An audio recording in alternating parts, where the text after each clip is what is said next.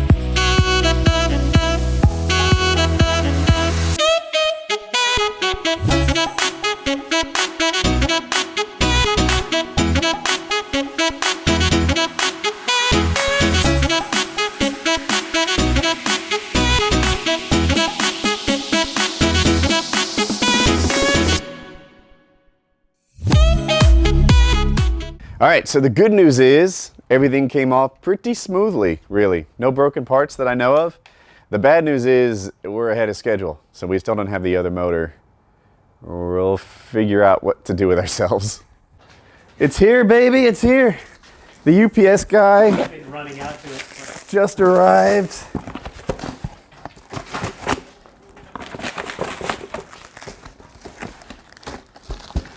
Wow, we got some styrofoam remnants.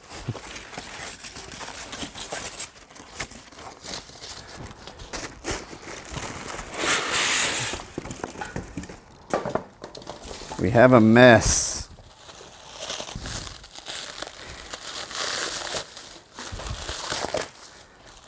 And a not at all plug and play motor.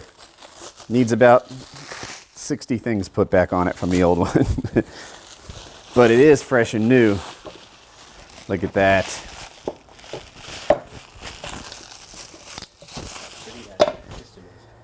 I'm going to show you the difference between the old and the new. So, old versus new. Where the crack happens is right here, like through this circle.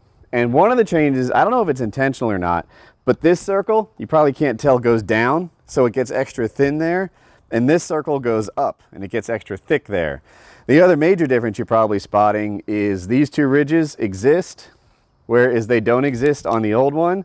And this is actually more beefed up and tall, whereas this goes down and sort of meets at the base as opposed to the top. Ross got his, I don't know, almost a week ahead of me. And he said that his vibrates less. I don't know if that's by design, if the reed valve is different, or if it's this extra material on the motor. But yeah, we'll put this thing together and see how she works. But this is what new looks like. This is what old looks like.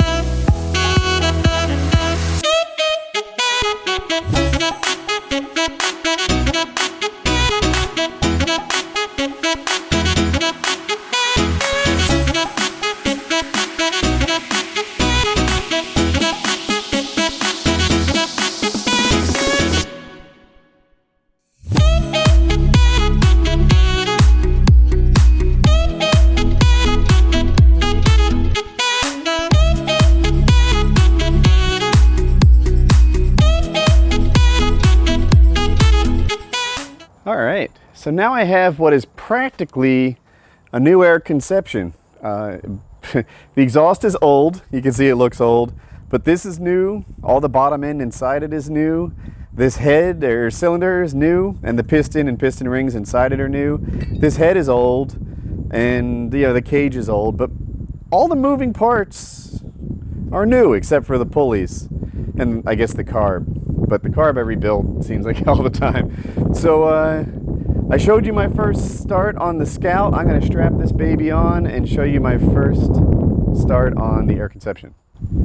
All right, so I'm expecting the Nitro to start really well. One thing is that I've had an air conception for years, and I know how she likes to be primed. The other thing is it's e-start, and that just makes life easy. So here she is, brand new. I'm nervous.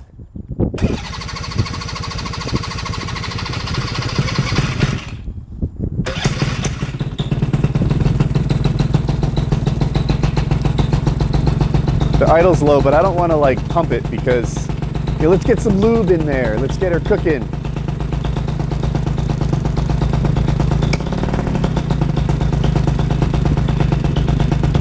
All right. Now I have 2 working paramotors. I need to warm this thing up, take it through all its heat cycles. I won't bore you with the details of that, but yeah, got the paramotor running. All right, it has been 7 hours. There's also a lunch break in there, so not quite 7 hours. But this thing is put back together, and I have 2 heat cycles on it. It's about ready to fly, except that it's a lousy night for it, and dinner's on the table. So I'm gonna put my gear away. I've already got my tools away, and we'll send it another day. All right, so we've got the Nitro all warmed up, kind of. I mean, it's not warm right now, but I took her through 3 heat cycles, and now what I need to do is give her a short flight or 2. I'll fly her for about half an hour and then launch it. I'm gonna fix my wingtip. Again, perfect layouts lead to perfect inflations. This wind direction sucks. It's just hard to avoid rotor because the house is there, the tree is there, the guest house is there, and also I can't have a much shorter runway in this yard before I hit the power lines that come along. Yeah, so I guess it's a bit of an intermediate launch today, but I should be equal to the task. I'm gonna fire this guy up, launch, and then sync up with you guys up top when I'm not competing with so much motor noise. Maybe I'll idle, maybe I'll turn it off. We'll see. I like that start.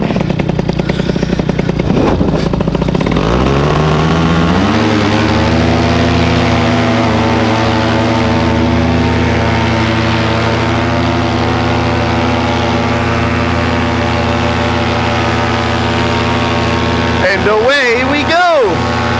Alrighty, so here I am, probably about 2,500 feet, and I thought I'd talk to you guys again. For me, my "hey guys, I just got a new paramotor, the Scout" video is fairly fresh, but people have been reaching out to me from really all around the world with comments and thoughts and things like that. And I thought that I would settle up, I don't know, some confusion. Some of the questions were about this wing. There'll be paramotor questions coming up. They asked me why I'm flying the Swift 4. This is my free flight wing, and the reason that I'm choosing it for breaking in my motor is it's so lifty. Part of it is that it's huge. It's 28 meters. Another part of it is that's just a concentration of a lot of free flight wings. What I call a paramotor wing, a reflex wing, tends to be very fast, and it needs more throttle to maintain its altitude. So those are fun, right? You can go places, they get big real easily, they don't tend to tip collapse very much because of their profile, and they're great in a lot of ways, except, it takes a lot of throttle to keep them in the air. So for my break-in flights, I chose this big, lifty wing where I can idle a long time, let the motor get hotter and cooler, and just, have an easy time on the motor. So that's why I chose that, and that's a little thing about free flight wings you might not have known. A handful of people said that the Scout was much quieter. That might be true. It's definitely smoother. Like if I lean back on this, like listen, this is me talking. It kind of has that like Tarzan beating his chest effect when I talk. Vibration doesn't really bother me. It bothers some pilots, but I'm not one of them. But given that I make YouTube videos, you know, I'm learning that it'd be better if I didn't have it, because, you know, it impacts my audio. Another thing. A lot of people think that my Nitro's been really troublesome. I would argue that's not true. The first 150 hours I flew my Nitro, I had no trouble. No trouble. And that is like 3 or 4 years for most pilots.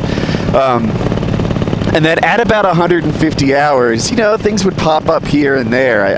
I guess I cracked a case at 200 hours. Before that, I cracked an exhaust at like 170.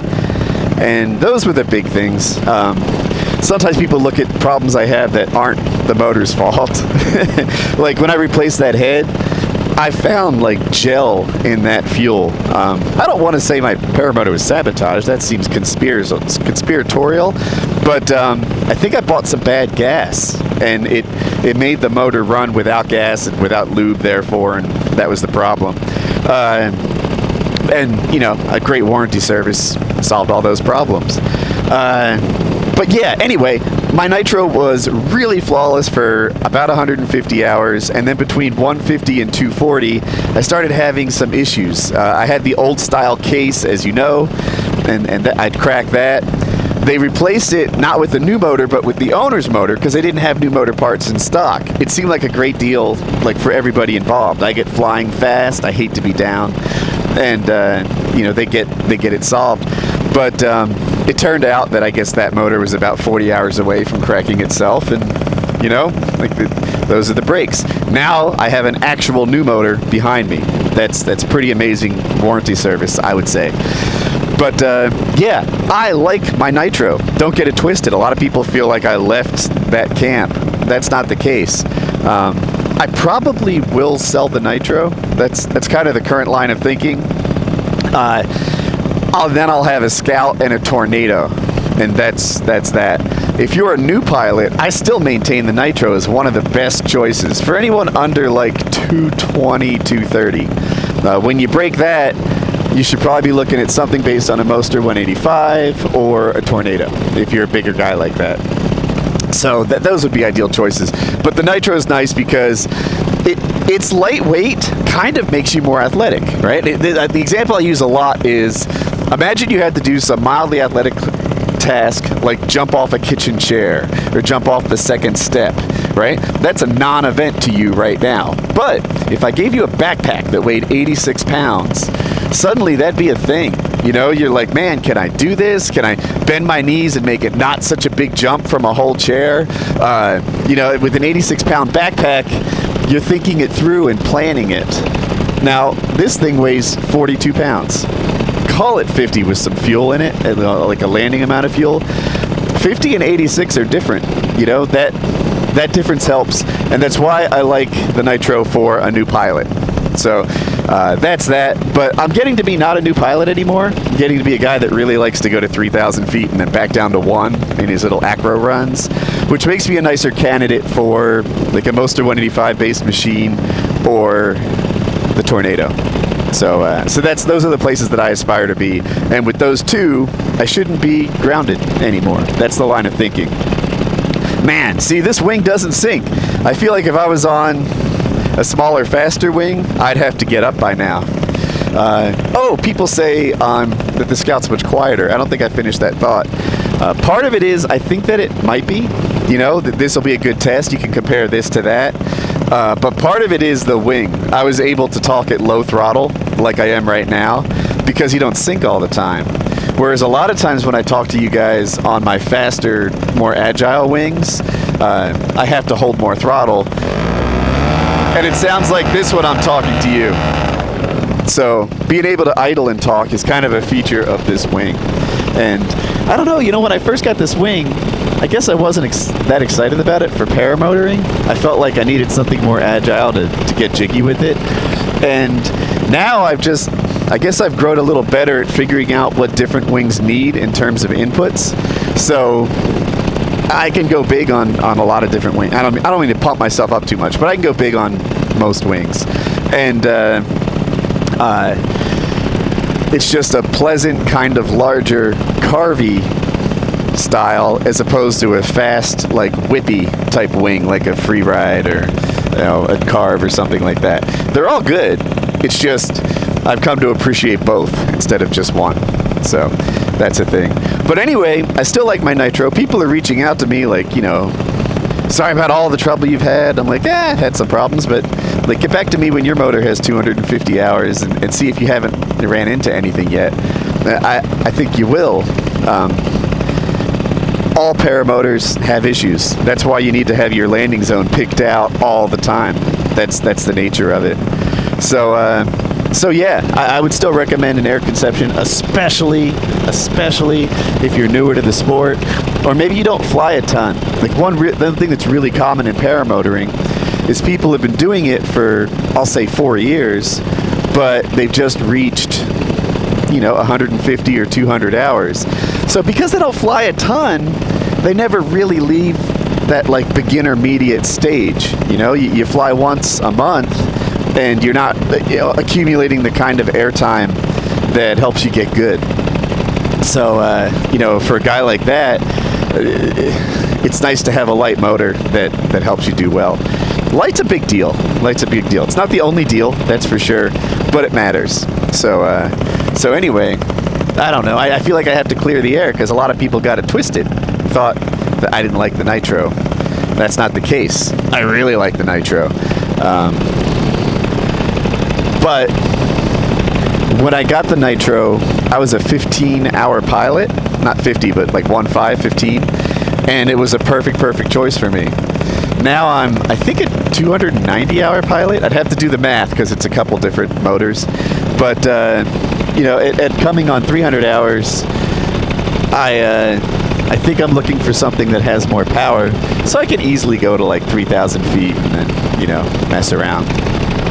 So, you want to do some wing overs? Let's do some wing overs and then probably, warm the motor up again.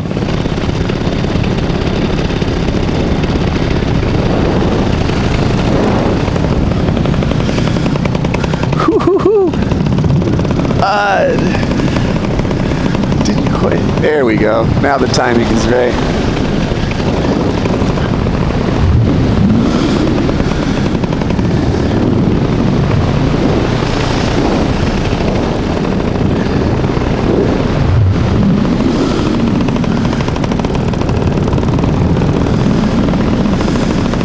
Nice. Whew. I think I hit my own wake right there climbing. All right. I'm going to turn you off. I'll sync up later.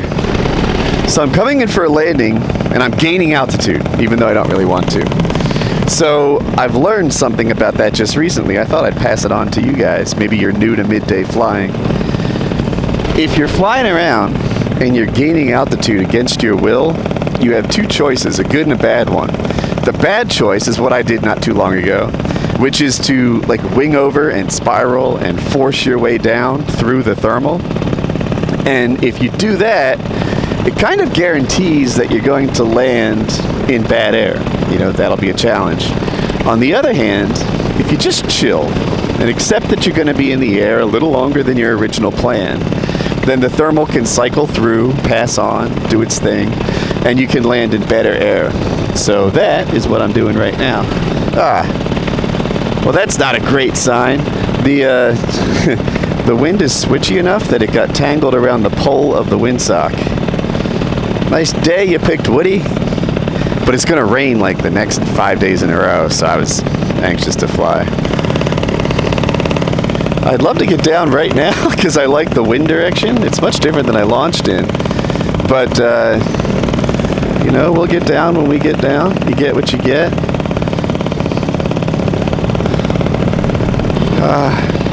I love this floaty wing until it's time to land, and then I can't get down.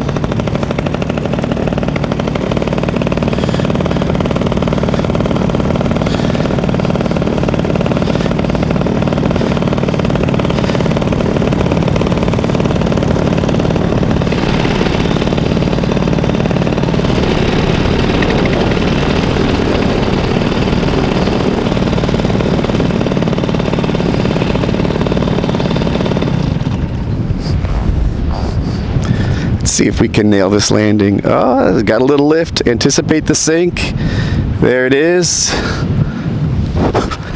Like a butterfly with sore feet. Nice job, Woody. It is time for flight number 2. Wind direction looks favorable, which I like. I might try reverse this time. I actually don't do reverse launches very often. If I have, I don't know, 600 flights, I count hours, not flights, but if I have 600 flights, I'd guess like 660 of them are forward launches, and the other 40 are reverses. On the other hand, when I practice kiting, it's almost all reversing. If it's forward launch weather, you usually don't catch me out here kiting, trying to make something out of nothing. So, let's hope this baby starts right up. Ho ho!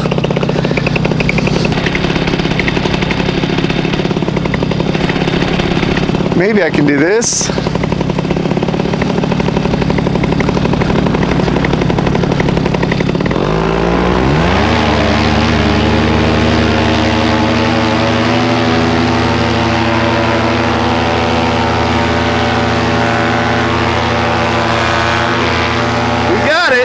This is the sod farm. You guys have seen me fly here a million times, but I'm not trying to do interesting and new things or break new ground on my break-in flight.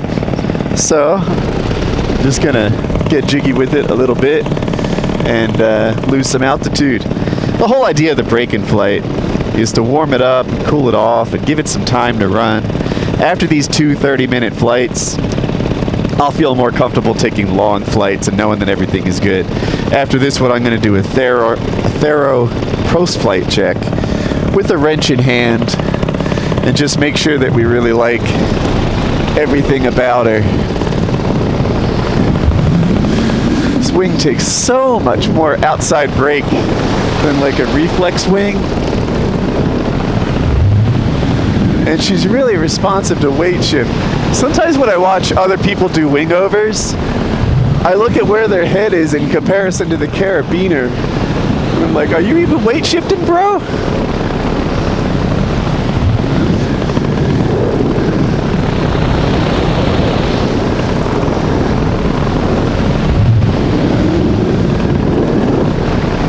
Alright, now we're gonna do some wide ones to kind of kill the energy.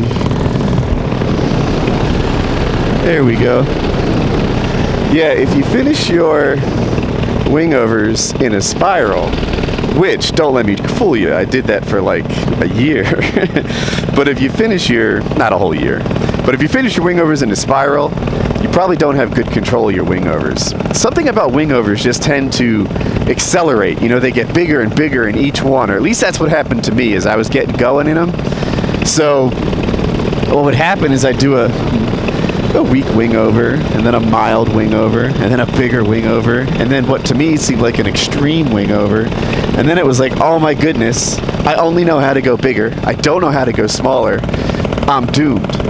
And over time, I figured out how to go like a little smaller, you know, and it would take me like 6 or even 8 wing overs to progressively work them down. And then what I figured out was, like, the real trick to burning that energy is to go wide, right? You got to focus on like going sideways almost instead of scooping. Like, I wish I could explain it better. I'm doing terribly. But when you do your wing overs, you want to go like sort of big S turns to kill them, as opposed to like a big flat bottom where you gain energy by turning late. Like, just go wide and you'll burn some energy. And usually on my other wings, I can kill it in 1 or 2 turns. Sometimes just 1. On this wing, I seem to be a little slower at it, and it can take me like 3 turns to burn all that energy off.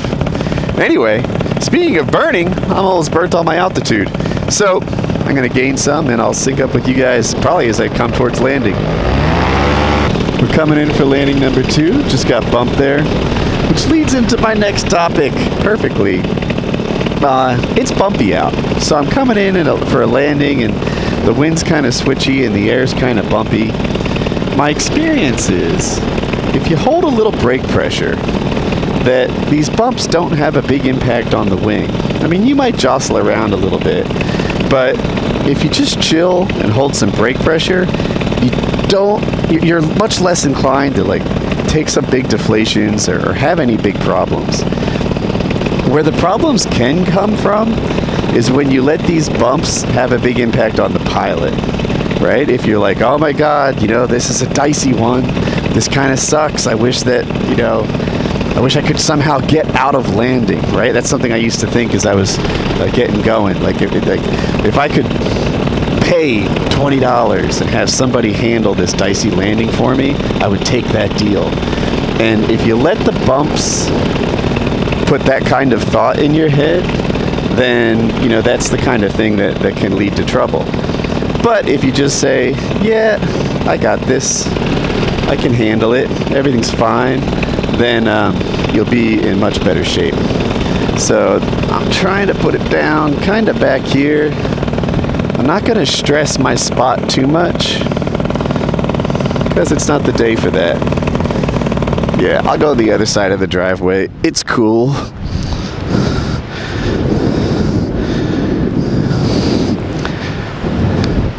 You know what? Let's put her in near the garage. Make it a small walk. There we go. Nice and easy. Landing like a butterfly with sore feet. All is well. So, the Nitro is now ready for bigger adventures. We've got 3 heat cycles on her, 2 short flights. We'll do a little post flight with a wrench, a nice thorough one, make sure everything is cool. But she's back in action, boys.